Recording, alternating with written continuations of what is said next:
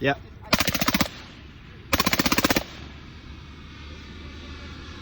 What's going on YouTube? It's your homie guy about to bring out a new video today on the It's On You channel. And today this video is about an upgrade that I did to my BCM 11.5. But before I get to it, y'all know I got to do my EDC dump. So we're going to start off with my watch. And this is the Seiko 5.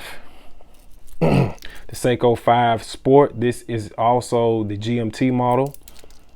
And I will put a link. I did this video a couple weeks ago on this watch, but I will put a link somewhere up in the corner for anybody who hadn't seen that yet. Also, we have my keys, Recycle Firefighter key lanyard, and it is accompanied by a Olight keychain light. All right, my spare mag is held by a Neo mag. We have my wallet, is a minimalist wallet, also made by Recycle Firefighters.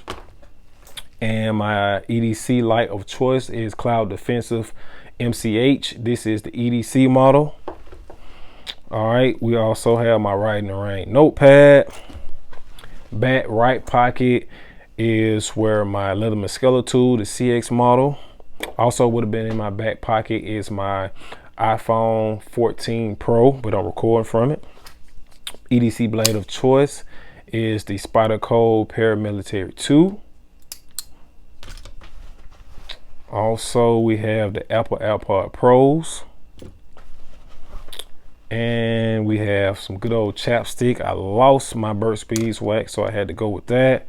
And we have the Fisher Space Pen bullet and the gun. This is the CZP07 Omega with the night visions, night sights on this joint. And it is riding in a Alex and Ryan design appendix carry. All right, here we go. Finally bit the bullet and did my tax stamp, but we're gonna go ahead and start from tip to butt. This is I've got videos of my BCM breakdown, but this is pretty much an updated version of my BCM 11.5. We're gonna start off at the tip. We have the Gamma 556 muzzle brake on here, made by Aero Precision. We have the Cloud Defensive Mini Rain 2. This is the clear anodized, and it's also attached to a Aerosocket mount. We have the Magpul flip up M-bus sights. We also have some Magpul heat guards on here. They also use for heat guard and also grip. We have the BCM angle grip at the bottom. We have the Neo Mag strap retainer for your sling. We have the Hollison 510C. This is also a red dot, and it is sitting on a little riser that I had. I don't know where I get it from, but I had it for years. We got the charger handle. This is also made by BCM. We have the Law Tactical folder, which is good for folding and putting in backpacks. And then we have the B5 stock, which I love it. It's very sleek, but at the same time, it's robust and sturdy. And the lure is a Spikes Tactical lure. This is the Honey Badger. We have a BCM mil spec trigger in here. This is a Spikes Tactical ambidextrous safety selector. And then we have the BCM grip, which I love that grip. This is probably the best grip to me out there, BCM grip.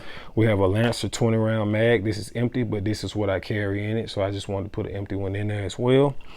And this is it, man. I hope y'all like it. Stand back a little bit, little look of it. I love it, man. It's very compact and still sturdy, and it looks so much better with a regular stock on it. All right, we're gonna give a rundown real quick of my process with Silencer Code. Shout out to Silencer Code. That's who I went through with the eform, man, and it is pretty awesome and it's headache free. All right, so you download the app, you upload your passport like photo on the app, and then you put in your information, address, birthday, social security number, all that good stuff. When you download the app, set up your account, and then from there you go to a local kiosk where they have a kiosk, Silencer Code kiosk machine in there. You go there, you do your fingerprints, you answer your questions like you would as you were doing a firearm, because they're going to use those over into the ATF eform once you get to that point. You do all that stuff with your photos, your passport type photos. You do your photo of your lure, and the only thing you need on the lure, which I'm covering it up, but you get the picture, is pretty much a good picture of your lure, so you can have the name, the manufacturer of the lure, and right here where my finger is, you will have the model number, the serial number, and the caliber right there. You want to take a picture of all of that, and you're going to send it in. Make sure it's make sure they can see it pretty clear. You don't want to get denied because of something simple like that. So you send that picture in as well. You upload that with your passport photo and stuff like that. Then once you finish your fingerprint process at the kiosk machine, all that stuff is saved. It's going to prompt you first before you go to the kiosk machine to get a kiosk code from the app or whatever. They give you that. You put it in at the machine, and it's going to pull up all your information. It's pretty, that code is going to log you in on the kiosk machine, so it can attach your fingerprints and stuff and your questions that they ask you to your profile.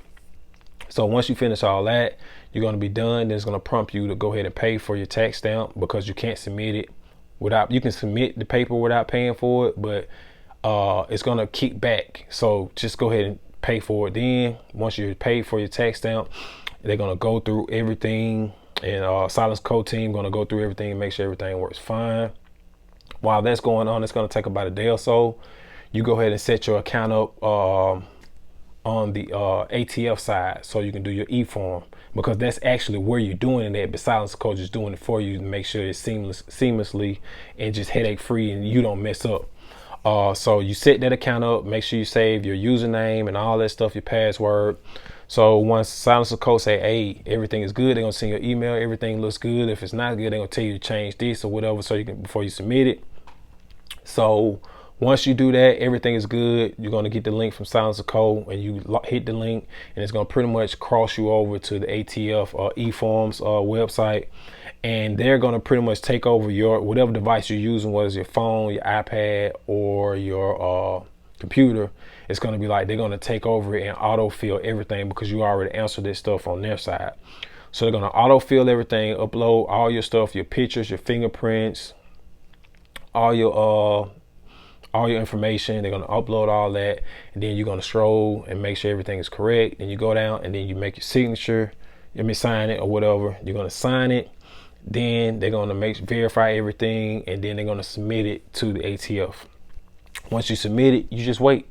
I submitted mine August 29th, and I got approved on September 14th. So we're looking at about 17 days or whatever, 16, 17 days. And that was pretty fast. Most people that I know say the Form 1s are faster than the Form 4s anyway. But everyone that I know, the average time for a Form 1, it's about 2 to 3 months. You know what I'm saying? You know, some people get them back. I know some people that got them back in 30 days, but that was pretty fast for a Form 1 to get it back in about 2 weeks. So that's pretty cool. And next step is suppressor. So I'm just ready to see what that process is. Hopefully I'm lucky enough, and this process is even faster when I get to do my suppressor. So with all that being said, hopefully y'all enjoyed the video. Hopefully it helped someone who was about to make that decision. It's pretty seamless. I mean, the tax stamp itself supposedly is $200, but it's another tax on that, so they make it $205. Then you pay the $50 fee to Silence Code for using their kiosk, and them submitting all your paperwork. Now, if you buying something, a gun, say if you buying the SBR already built and already all that good stuff from Silence Code, or that store that has the kiosk machine in there, you don't have to pay that $50 fee, because like you spending money with them, so they're not going to charge you for that. This right here, I already had it. I just needed to submit my Form 1 so I could put my stock on here and turn it into an SBR. I had everything, so they charged me $50 fee for doing it, which is understandable. So if you're buying something from them, suppressors and all that good stuff, you don't have to pay that extra $50 fee. You just pay your $205, the tax stamp, and whatever the amount of money that it costs for that item, and that's it. So hopefully y'all enjoyed the video. Hopefully y'all like it. Yeah, I mean, hey, this joint looks good, man. I'm really digging it. It's dope. It's dope. It's dope. It's dope. But man, y'all get out there and train. Hit that gym too. Be safe. Peace. Unk life. It's on you.